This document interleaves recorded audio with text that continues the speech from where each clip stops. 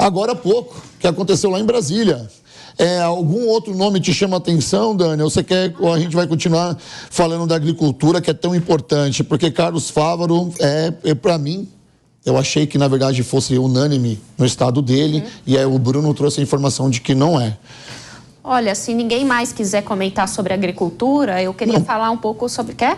Não, aqui a gente está no embate aqui. Tá. Vamos continuar só para a gente finalizar sobre agricultura, porque depois a gente não fala mais, porque tem outros 14 ministérios que eu quero falar. Quero falar principalmente do Ministério Indígena, que foi anunciado também. Eu quero só fazer um comentário, Rodolfo, sobre agricultura. A gente ouve muito falar, o PT é campeão nisso, né, de falar de herança maldita. Falar que está pegando as coisas muito ruins, falar que está pegando o Brasil com 30 milhões de pessoas na miséria, passando fome. É sempre falando de coisas, sempre jogando a culpa no governo passado. Mas em agricultura vai ter que fazer um esforço muito grande para falar de herança maldita, porque o governo Bolsonaro está entregando para o PT a agricultura numa crescente muito grande. Aliás, o que vai muito bem nesse governo e vinha crescendo, a gente tinha uma expectativa até de maior crescimento, é justamente a agricultura, especialmente nos últimos anos. Então, tem que ficar registrado isso aqui para daqui a alguns anos, se a agricultura for mal em algum momento, ninguém falar que é herança do governo Bolsonaro, não.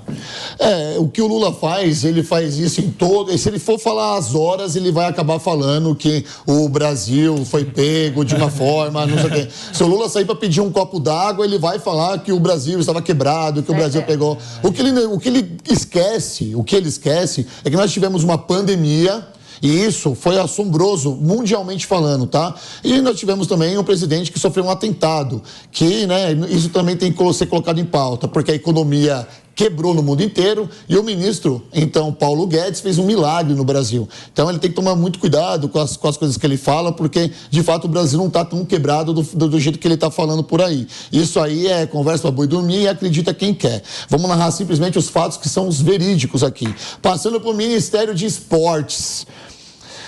Olha, eu sou do esporte, como eu já falei algumas vezes aqui, que eu fui jogador de futebol, jogador profissional de futebol, anos atrás, quando eu era magrinho. Achei que era rugby. Não poderia ser, né?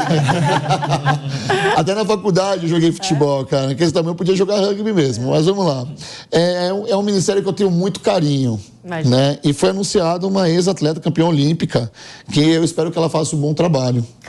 Eu também, Rodolfo. Eu espero que ela faça um bom trabalho, não é? Mas eu tenho algumas ressalvas, tá? Primeiro eu vou falar um pouco sobre qual é a visão que a Ana Moser tem com relação ao esporte, tá? A Ana Moser já tem há muitos anos projetos aqui no Brasil relacionados a esporte. Eu não sei se eu posso tratar como esporte e desenvolvimento, tá? Mas o fato é que ela tem projetos, sim. Tem uma ONG que trata de esportes, atendendo crianças de baixa renda, e basicamente o que ela pensa, não é, pelo menos o que ela vem atuando ao longo dos anos, é fazer com que o esporte ele seja utilizado como uma medida para tirar as crianças, não é, de possibilidades como de outros caminhos para ir para, por exemplo, drogas, roubos ou qualquer outra linha que pode ser que é, na verdade, inadequada para o desenvolvimento de uma criança, fazer com que ela tenha, além de uma ocupação, não é, treiná-la para um determinado esporte, mas para além de treiná-la, fazer com que ela, não é, dentro do esporte desenvolva diversas habilidades de convivência, não é, de concentração, não é, e todas as habilidades que a gente sabe que são importantes para o desenvolvimento adequado de uma pessoa, não é? Este é um ponto. Porém, a Ana Moser, ela tem uma personalidade que me preocupa um pouco, até que ponto ela realmente vai conseguir implementar aquilo que ela pode ter em mente, né, seguindo essa linha de histórico que ela venha colocando, mas também a gente precisa ficar de olho com aquelas ONGs que já existem, não é, que ela mesma coloca ali, tem parcerias com o governo aqui de São Paulo, governo do Rio de Janeiro, recebe dinheiro público. Portanto, a gente precisa entender qual vai ser, não é, o distanciamento que ela vai precisar ter dessas ONGs, se essas ONGs vão ser efetivamente beneficiadas ou se outras ONGs e outras atividades serão beneficiadas pelo Ministério do Esporte, que eu imagino que sim, né? Agora, se ela conseguir implementar isso de uma forma adequada, eu vejo com bons olhos. Mas eu vejo que ela também tem uma certa resistência a novas tecnologias, a outras possibilidades. Mas se ela conseguir implementar, pelo menos, essa ideia de utilizar o esporte para tirar as crianças e adolescentes de influência, de tráfico, de violência e todas mais os problemas que tem na nossa sociedade, eu acho que já é um ganho importante. Olha, a gente teve um aumento significativo de pessoas deixando de praticar muitos dos esportes que há 10 anos atrás eram bem tradicionais. Por exemplo, via-se muito jogadores de futebol na rua, a molecada jogando futebol, a molecada andando de skate. E parece que o esporte no Brasil só ganha força quando é Copa do Mundo ou quando é Olimpíadas. Tendo em vista que nós tivemos aí o skate, uma modalidade nova na última Olimpíada, e aumentou exacerbadamente o número de pessoas praticando essa modalidade, o skate. O que a Ana Moser tem pela frente não é só colocar o esporte na criança, é trazer o esporte de volta para a sociedade em si. Porque o esporte, desde que o mundo é mundo, salva vidas. Com certeza, Rodolfo, eu concordo com você, eu sou uma entusiasta da utilização do esporte para desenvolvimento local, né, especialmente os projetos junto com crianças. Para você ter uma ideia, eu estive em Israel há uns anos e eu conheci lá um projeto com financiamento internacional que eles utilizam o esporte como promoção da paz, né? Então você vê as crianças judias e também palestinas jogando futebol, só que sem juiz. Então, internacionalmente, o esporte ele é utilizado de várias formas pelo bem das crianças e da sociedade de desenvolvimento. Então, se ela conseguir implementar, será muito importante. Só que, como você bem disse, não é só o esporte em si, mas resgatar o esporte, mas toda a infraestrutura que é necessária para implementar. E ela não pode dizer que é falta de verbas, não, porque se ela fizer um bom projeto com bons técnicos, ela consegue financiamento internacional e consegue implementar um bom projeto, sim. Olha, Holiday, a gente estava falando do Ministério da Agricultura agora há pouco e eu trouxe uma analogia aqui dos tempos da Bíblia, né? Os tempos de Roma, onde eles colocavam ali publicanos, pessoas de dentro do território, para cobrar os próprios impostos ali das pessoas da sua etnia. O que eu quero dizer é, precisa ser uma pessoa de dentro para estar comandando o esporte. A pessoa precisa ser um ex-atleta, a pessoa precisa ser um ex-técnico, a pessoa precisa estar inserida ou esteve inserida nisso para estar comandando essa pasta. Olha, Rodolfo, eu sou da tese de que a pessoa que assume o ministério, ela deve, antes de mais nada, entender o mínimo de gestão e funcionamento da máquina pública. E deve estar cercada de pessoas que entendam os problemas e as soluções para aquela área que ela está envolvida. Então, não necessariamente o ministro precisa ser alguém daquela área, mas ele precisa estar cercado de pessoas que entendem daquilo, evidentemente. E outra, precisa ser aceita dentro do seu meio. Então, evidentemente que para o esporte, como é o caso que a gente está falando aqui, alguém que vem da área do esporte será aceito com muito mais facilidade. Assim como um médico no Ministério da Saúde, assim como um professor no Ministério da Educação ou um economista no Ministério da Fazenda. Mas, evidentemente, que só isso não em si acaba ali dando, digamos, o passaporte para ele assumir um ministério. Mas acho que uma coisa que a gente precisa também questionar nesse governo Lula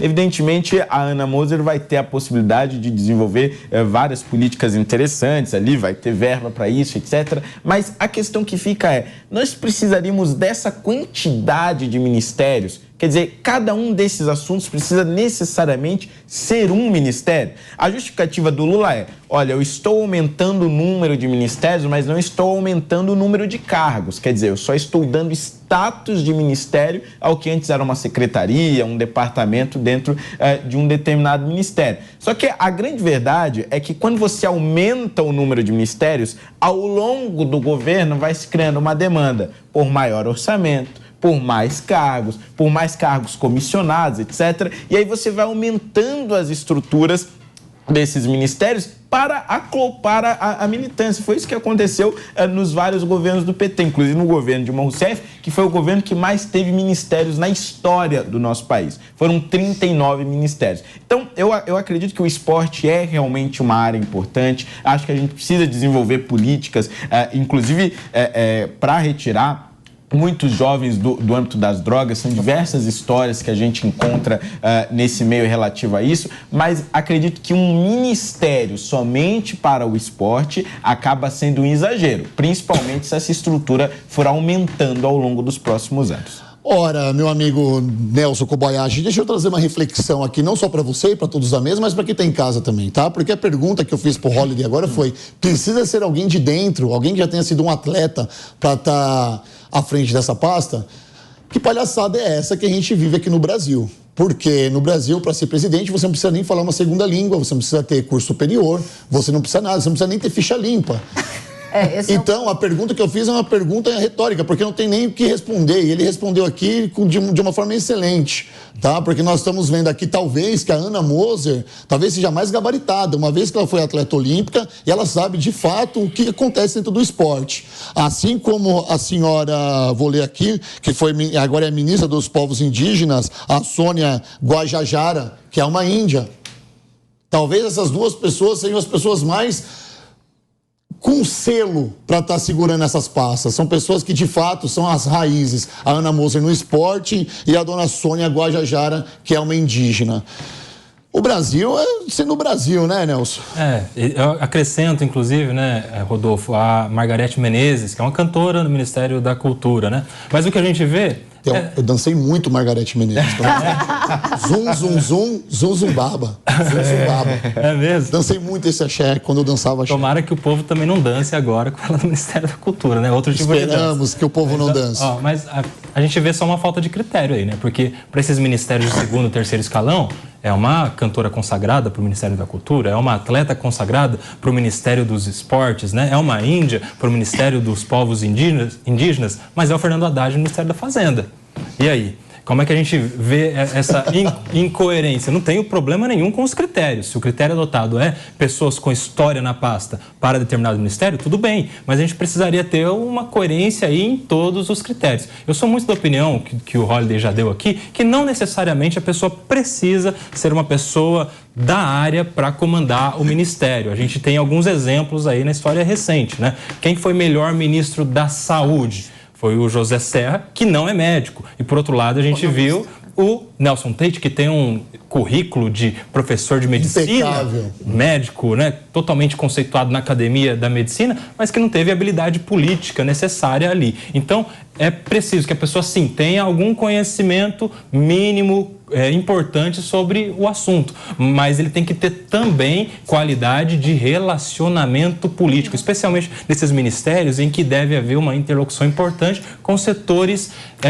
estratégicos da sociedade. Eu quero só fazer um comentário em relação aos esportes, que a gente tem aqui, pelo menos, uma esperança em relação ao governo petista nos esportes. A gente sabe que teve os pontos negativos, que são muitos, especialmente os de corrupção nas construções dos estádios da Copa do Mundo, as empreiteiras, as construtoras sempre ali participando, né, dessas denúncias, dessas investigações, mas eu quero destacar dois pontos importantes que foram no governo petista para o esporte. O primeiro, o investimento no esporte paralímpico, a construção, especialmente, do Centro Paralímpico de Treinamento Brasileiro, Centro de Treinamento Paralímpico Brasileiro, que é aqui em São Paulo, na Rodovia dos Imigrantes, sim, presidida pelo meu colega de advocacia e de gestão de OAB, Misael Conrado, que é algo incrível, que deveria, inclusive, ser mais noticiado, que foi no governo petista. E outra coisa, foi o incentivo para os atletas participarem das Forças Armadas, que dava a esses atletas, especialmente depois do seu período de alto rendimento, um tempo também para incentivar outros, inclusive militares, a praticarem os esportes, dava salário, né, para esses atletas. A gente tem a esperança de que o esporte seja valorizado de fato, que se criem cotas nas universidades para bolsistas atletas, pessoas que podem ver no esporte uma chance de ascensão social, de ascensão de conhecimento, como é muito comum, por exemplo, nos Estados Unidos. As universidades deixam vagas especiais para as pessoas que são atletas. E falta muito, e falta isso no Brasil. No Brasil, a gente não tem essa cultura, infelizmente, e que seria excelente, primeiro, para dar acesso, segundo, para tirar da rua, dos maus costumes aí, muitas crianças, muitos adolescentes que poderiam ver no esporte uma grande oportunidade, Rodolfo. É uma questão de governabilidade também, não é? Porque eu lembro anos atrás, no próprio governo do PT, quando eles queriam tirar da grade das escolas a educação física. O que é um absurdo, porque aí já é o primeiro contato da criança com o esporte, talvez seja dentro da escola. E não só com o esporte, nesse caso, com saúde, né? Porque exatamente. É uma questão de saúde, no fim das contas. Exatamente. Bater o sedentarismo, né? Trazer mais lazeiras. Evita um monte de doença. Vou até pegar esse gancho, o último, trazendo a questão do esporte com saúde, e também lembrar sobre essa questão do José Serra, Nelson, como sendo, não é, considerado um dos melhores ministros da saúde do nosso país.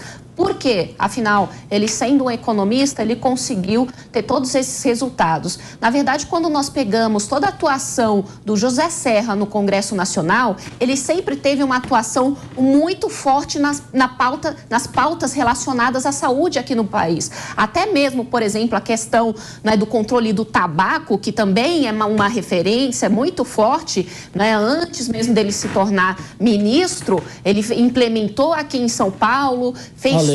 então ele tem todo esse histórico. Então, quando a gente verifica um nome, é entender qual é o histórico e o entendimento que ele tem sobre determinada área. Assim como, por exemplo, a nova ministra que foi indicada pelo Lula para a pasta da saúde aqui no país. Ela não é médica, não é? Ela é uma socióloga, muito se falou sobre isso. No entanto, eu tenho uma boa perspectiva com relação às possibilidades dela dentro dessa pasta, porque ela vem como presidente da Fiocruz, fez um trabalho muito forte e importante dentro desta entidade, especialmente no período da pandemia, estando no governo Bolsonaro. Portanto, ela cumpriu sim com as suas obrigações, foi uma peça fundamental para o nosso país, foi a primeira entidade a fornecer para o governo federal as vacinas, 100% das vacinas aqui para o território nacional. Portanto, eu vejo com bons olhos também essa indicação, ou seja, ela não é uma médica, mas ela tem todo um conhecimento e um histórico da área da saúde aqui no nosso país para assumir e bem uma pasta dessa.